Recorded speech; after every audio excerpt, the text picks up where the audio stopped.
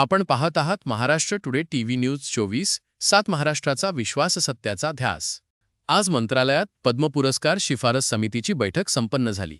या बैठकीत समितीचे सदस्य शालेय शिक्षण मंत्री श्री दादाजी भुसे, उद्योग व मराठी भाषा मंत्री श्री उदय सामंत, पर्यावरण व वातावरणीय बदल मंत्री श्रीमती पंकजाताई मुंडे, महिला व बाल विकास मंत्री आदिती तटकरे, सार्वजनिक बांधकाम मंत्री श्री शिवेंद्रसिंह भोसले तसेच राजशिष्टाचार विभागाचे सचिव राजेश गवांदे उपस्थित होते। महाराष्ट्रातील विविध क्षेत्रांमध्ये निस्वार्थपणे आणि उल्लेखनीय कार्य करणाऱ्या गुणवंत व्यक्तींना पद्म पुरस्कारांच्या माध्यमातून राष्ट्रीय स्तरावर सन्मान मिळावा यासाठी शासन प्रयत्नशील असल्याचे बैठकीत स्पष्ट करण्यात आले।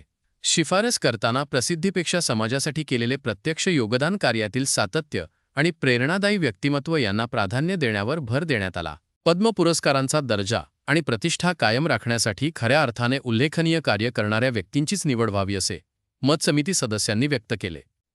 राज्यातील कला, साहित्य, शिक्षण, सामाजिक कार्य, विज्ञान, कृषी, उद्योग, पर्यावरण व लोकसेवा अशा विविध क्षेत्रांतील उल्लेखनीय योगदान देणाऱ्या व्यक्तींना राष्ट्रीय स्तरावर सन्मान मिळावा यासाठी सर्वंकष छाननी करून अंतिम शिफारसी केंद्र शासनाकडे पाठविण्यात येणार असल्याचेही बैठकीत नमूद करण्यात आले।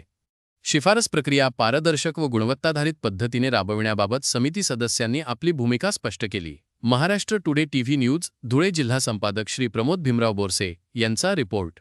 महाराष्ट्र टुडे टीव्ही न्यूज 24/7 महाराष्ट्रातील ताज्या, वेगवान आणि विश्वासार्ह बातम्यांसाठी आजच आमच्या चॅनलला भेट द्या।